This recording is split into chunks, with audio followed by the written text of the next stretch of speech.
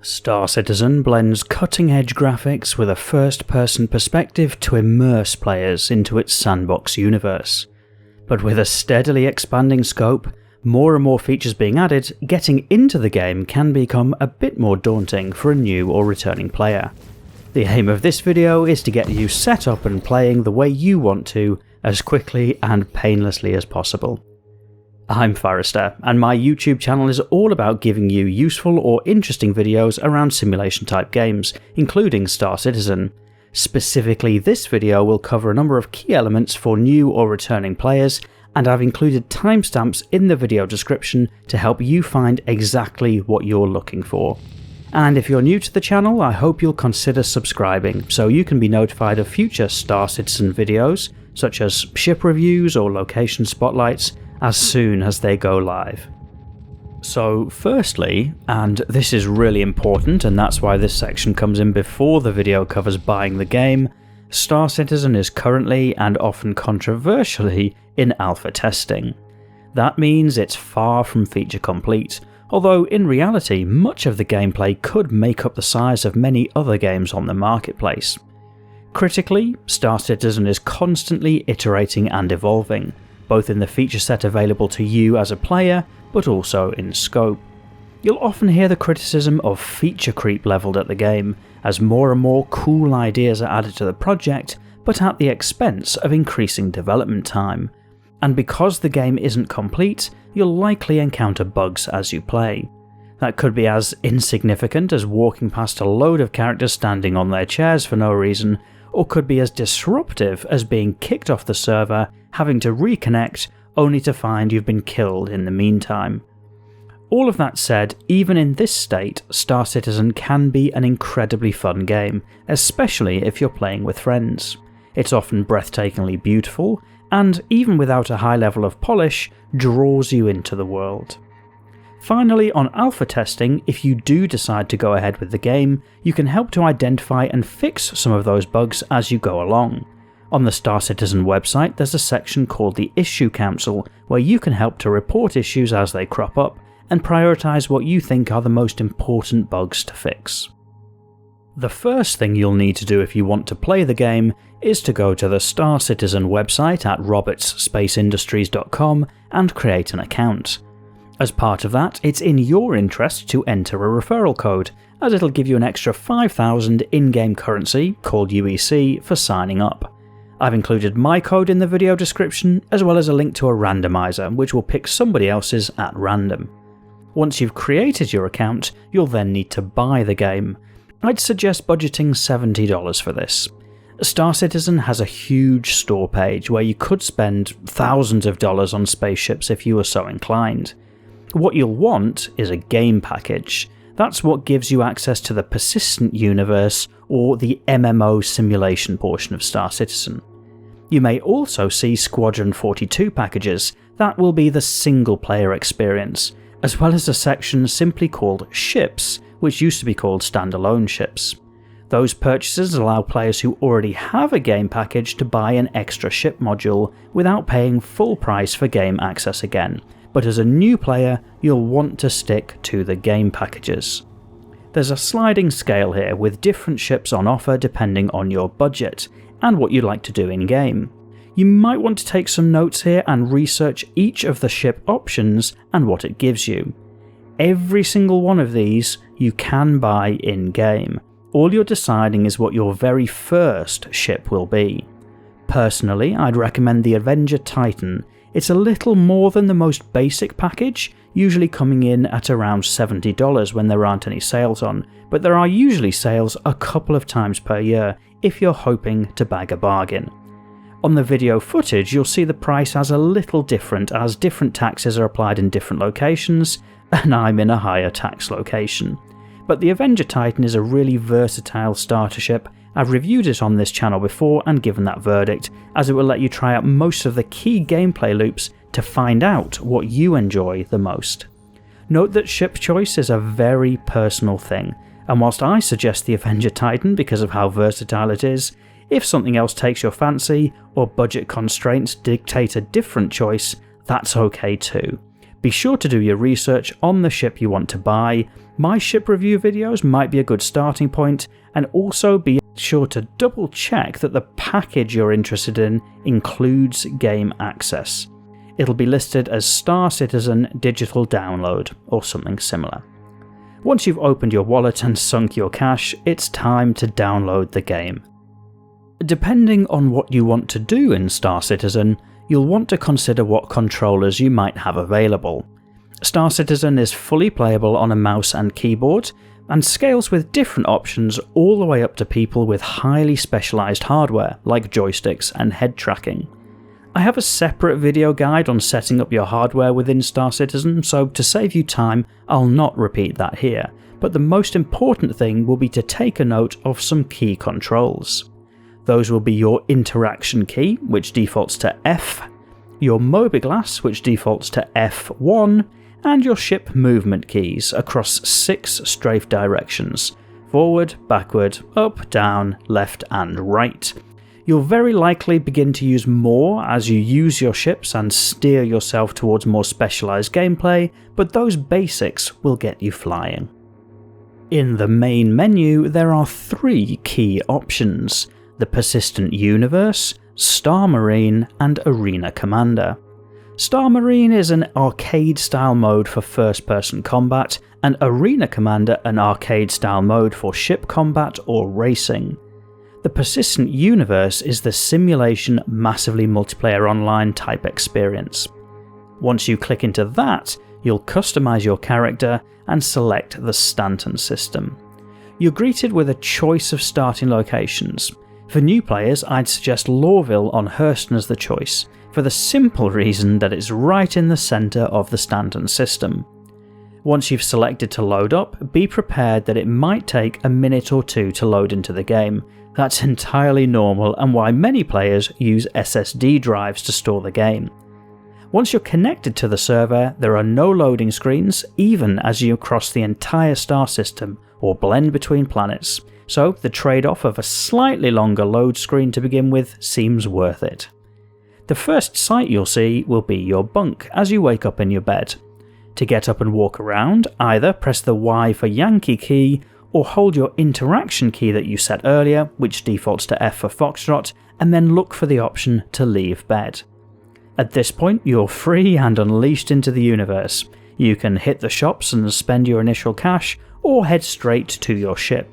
For this guide, we'll go with the latter option and get you airborne as quickly as possible. Look for the in-game queues, depending on your selected location, to guide you to the local spaceport. That'll usually involve some sort of rapid transit system, such as the trams here on Hurston. Once you get to the spaceport, you'll find some ship retrieval terminals, which you access by holding the Interact key, again defaulting to F for Foxtrot. The styling in different areas can be slightly different, but the UI will look similar in each. If you're just starting out, you'll probably only have one ship listed, so go ahead and call that. The game will spawn in your ship and tell you where to go in order to get it, which will usually be a hangar bay or landing pad. You'll find visual cues as to how to get there, including a notification on your heads-up display, and usually you'll get to your ship via some sort of elevator. If you're anything like me, you probably use your smartphone for organising your life, and your MobiGlas is your Star Citizen equivalent. You access it by pressing F1, and it's your one-stop shop for getting space directions, accessing contracts, talking to your friends, changing the equipment on your ship, or even refueling your ship. Everything in Star Citizen is in first-person perspective, meaning from your character's eyes, so you can access your MobiGlas whether you're sat on the train, walking around an alien moon, or in the cockpit of your spaceship. Recently, Star Citizen moved to a system whereby any items you own in-game need to be stored somewhere. By default, that'll all be at the location you selected as your home planet, and then you can see your items by pressing F1 to get to your MobiGlas and then using the Knickknacks app. It's important because if you buy weapons or armour or such things at the different shops in-game, you'll need to be in the same location as them to use them. I have a more detailed video on ship inventories which goes into more detail, but if you are buying things to use, remember to load them up on your person or ship in order to use them. So, now you've found your ship, used the interaction key to get aboard, and you've found your pilot's chair and climbed in that too. Use your interaction key again to start the ship up. The easiest way is by selecting Flight Ready. Alternatively, you can press the R for Romeo button on your keyboard. The interaction key, however, is going to come much more useful now that you're in the cockpit. You'll be able to use it to manage the little screens in front of you, as well as toggling various switches. Once you're ready to set off, you'll need takeoff clearance, which you can get by switching one of the comms screens to comms and finding air traffic control, or alternatively, in your MobiGlas. Hit the button next to the relevant ATC and you should hear takeoff clearance. Helpfully, if you're in a hangar, that'll also open the doors. I'd like to say to take it steady to begin with. In reality, sometimes the hangar doors will try to close on you, so just get out of the hangar doors once they're open, then take it steady. You'll do that by pressing your strafe up key, which you bound earlier. Quickly explaining your heads-up display in the cockpit, you'll see your speed on the left, including a speed limiter. Generally speaking, keep this at the default whilst you're planetside, and you can increase it a little bit more once you're in space. The default limit is always marked and will generally give you the most manoeuvrability, whilst higher speeds will let you traverse distances more quickly. And on the right hand side, when you're planetside, you'll also have an altimeter which shows your current altitude. To escape the atmosphere, you'll want to increase this to over 10,000 so we can hit quantum travel. Different planets have different minimum altitudes for this, but you'll get used to that as you get more experience. If you can't quantum travel, you'll get a warning message that says "in atmosphere", and that's your cue to keep climbing. Quantum travel is your semi-quick travel in Star Citizen. Your speed is affected by the quantum drive you have equipped in your ship, which you can see in your MobiGlas, but I'd expect most journeys to be between 2 and 7 minutes. You don't have to do anything once you're in quantum travel other than sit and wait for the distance to run down. You can activate your quantum drive by either one of the hotkeys that you set, defaulting to B for Bravo key, or by your interaction menu to select Spool Quantum Drive. After a short warm-up, you'll be able to hover over the various destinations available. This will then calibrate the drive, and after a short calibration, just hold your quantum travel hotkey to make the jump. To begin with, I'd usually jump to an orbital marker, which are named OM with a number, or to an orbital space station such as Port Tressler, just to get out of atmosphere. You can also use your MobiGlas to set a route to a specific destination. I'd highly recommend Everest Harbour around Hurston as a starting point. There's a number of missions available which scale fairly well to starter ships, but at this point the whole Stanton system is very much available to you. A quick word of caution. It's possible to get up out of your seat whilst you're in quantum travel in some ships, but from time to time, if you do so and walk around your ship, you're at risk of a bug depositing you and floating around in space in the middle of nowhere. You'll notice that your fuel stores will diminish in the quantum drive. At some point, you'll need to stop at a space station or landing pad to refuel, which will cost you money. Once you land on a pad, you can access refueling through your MobiGlas again, defaulting to F1. You'll also have personal expenditure, like water and food needs will come up on the bottom left, which you can find in various shops around the place. So that leads rather neatly onto how you'll make money. If you're finding this video helpful, please press that like button, as it really helps me to know what content you're finding most useful. One of the easiest and most accessible ways to make money in Star Citizen is via the contracts menu. You'll find this in your MobiGlas. There are lots of different types of contracts depending on the sort of gameplay you're interested in. If you're going to take one of the combat contracts, be sure to read up on the keybinds around targeting and using the weapon systems.